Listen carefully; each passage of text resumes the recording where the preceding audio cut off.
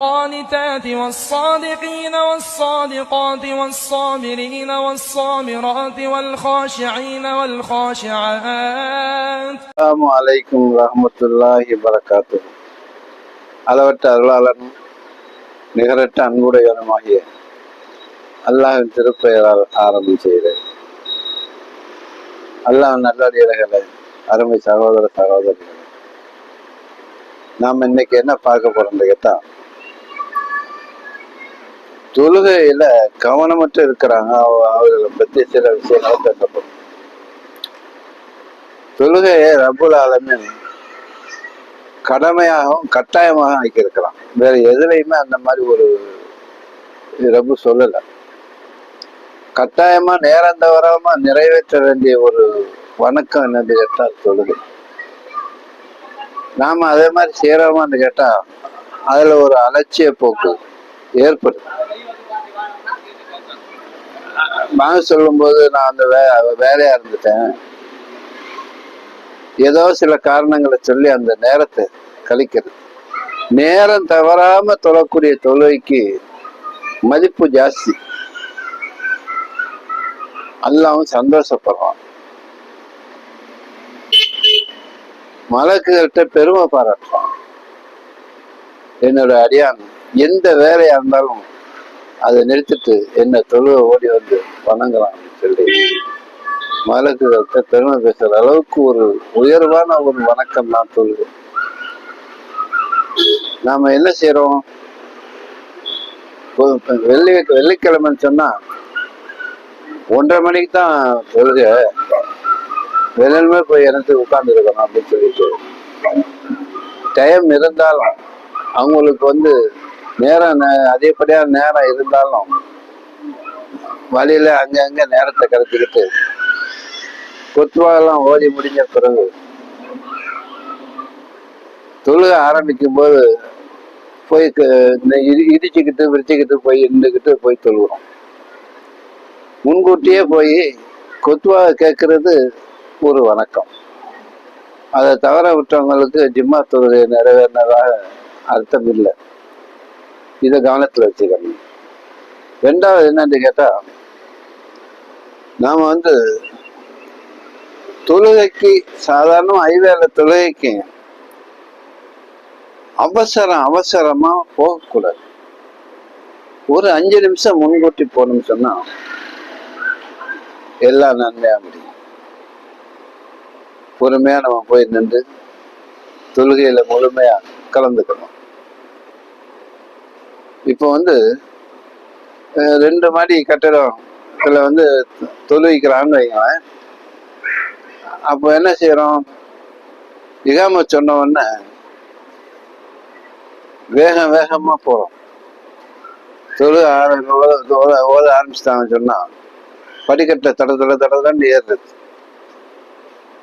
ருக்குல முடிஞ்ச நம்ம போய் கலந்துக்கணும் அப்படின்ட்டு இந்த தடன்னு ஏறும்போது அந்த கீழ்த்தளம் முதல் மாடி இந்த மாதிரி தொழுகிறவங்களுக்கு ஒரு இடையூறும் ஏற்படும். இந்த மாதிரி விஷயங்களை தவிர்த்து நரகத்துல உழன்று இருக்கிறவங்கள்ட்ட நரகத்துல உள்ள காவலாளி கேட்பாங்க, ஏப்பா நீங்க வந்தான்னு கேட்டா, நான் சரியான தொழுகல, நான் ஜக்காத்து கொடுக்கல, ஏழைகளுக்கு உணவு கொடுக்கல இப்படின்னு சொல்றாங்க. சரியா தொழுவலன்னா தொழுவுறாங்க. சில பேர் தொழுவுறாங்க எப்படின்னு கேட்டா கடமைக்கு தொழுவுறவங்க இருக்கிறாங்க. அவசரமா தொழுவும்போது, தனிப்பட்ட முறையில தொழுவும்போது அவசரமா தொழுகிறது. கோழி கொத்தன மாதிரி ருக்குல போனவன்னு வந்துடுது. நிதானமா தொழுவ சொல்லிக்கலாம். நீ சின்ன சூறாவை ஓதுனாலும் நிதானமா ஓதி ருக்கு சுஜூது செய்யணும். அல்லாஹ் தொழுகையிலேயே ரொம்ப விரும்பக்கூடிய விஷயம் என்னன்னு கேட்டா ருக்கு சுஜூது. அதை சரியான முறையில நிறைவேற்றணும். ஏன் பெரிய சூறா ஓதல சின்ன சூறா ஓதலான்னு எல்லாம் கேட்கவே மாட்டான். உனக்கு தெரிஞ்ச சூறாவை நிதானமா ஓது, அவசரப்படாத. அவசரமா செய்யறதுனால அந்த தொழுகையில முழுவ பெறாது. நம்ம எப்படியோ தொழுகிறோம், அடுத்தவங்களுக்கு காட்டுறதுக்காக தொழுகிறோம் இல்லையே, அல்லாவுக்காக தொழுகிறோம். எவ்வளவு பயபக்தி இருக்கணும். நம்மளை படைச்சறப்போ நம்மளுக்கு வந்து கண்ணை கொடுத்தான், உடல்ல ஒரு மூச்சு எடுக்கிறதுக்கு மூக்கை கொடுத்தான், பேசுறதுக்கு வாயை கொடுத்தான், நாக்கை கொடுத்தான், கல்வை கொடுத்தான், கைகாலை கொடுத்தான், எல்லாத்தையும் நல்லா கொடுத்துருக்கலாம்ல. இதுல ஒண்ணு குறை ஏற்பட்டா நம்மளால எவ்வளவு தாங்க முடியாது. எத்தனை சாதாரணமா நல்லா இருக்கிறவனுக்கு ஒரு கண் பார்வை போச்சுன்னு சொன்னா, நல்லா பார்த்து இருந்தோமே கண் பார்வை போச்சு, எவ்வளவு கவலைப்படுவான். அவன் வந்து ஒவ்வொரு பொருளையும் பார்த்து பார்த்து தேடி தேடி செலக்ஷன் பண்ணி வாங்கக்கூடியவனுக்கு கண்ணு போயிட்டு என்ன செய்யும்? அந்த மாதிரி நிலைமையில நம்ம வைக்கலையே, நல்லா வச்சுக்கிறானு. அப்படிப்பட்ட ரப்ப நம்ம எந்த அளவுக்கு பக்தியோட வழங்கணும், இதை ஏன் உணர்றது இல்லை? ஏன் அவசரம் காட்டுறீங்க? கொஞ்சம் முன்கூட்டி ஒரு 5 நிமிஷம் முன்கூட்டி போறதுனால எதுவுமே கெட்டு போகாது. படபடன்னு போறது, கடைசியில ருக்கு போற நேரத்துல ஓடி போய் நின்று தொழுகிறது, இதனால பல பேருக்கு இடையும் ஏற்படும். தொழுகையில அலட்சியம் கூடாது. அலட்சியமா தொழக்கூடிய தொழுகைக்கு தண்டனை இருக்குது. நல்ல மாதிரியான தொழக்கூடிய தொழுகைக்கு வந்து அல்லாஹ்வுடைய ரஹ்மத்தும் பரக்கத்தும் கருணையும் இருக்குது. அப்ப தொழுது பிரயோஜனம் இல்லாத தொழுகையை ஏன் தொழுகணும்? என்ன அவ்வளவு அவசரம் தொழுகையில? கடன்னு ஓடுது. ஒரு விஷயத்தை நிதானமா சொன்னா ஒரு மனிதருக்கு புரியும்.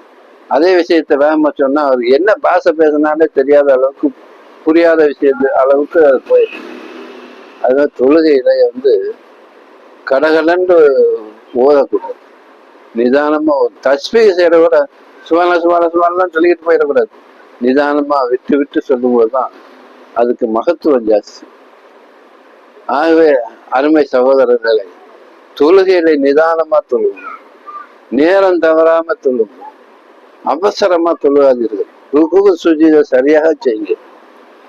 உங்களுக்கு மறுமையில ரப்புல் ஆலமீன் ஏராளமான ரஹ்மத்தையும் பரக்கத்தையும் சேர்த்து வச்சிருப்பான். துனியா வாழ்க்கையிலையும் உங்களுக்கு பல விஷயங்கள்லையும் பாதுகாப்பு தருவான்.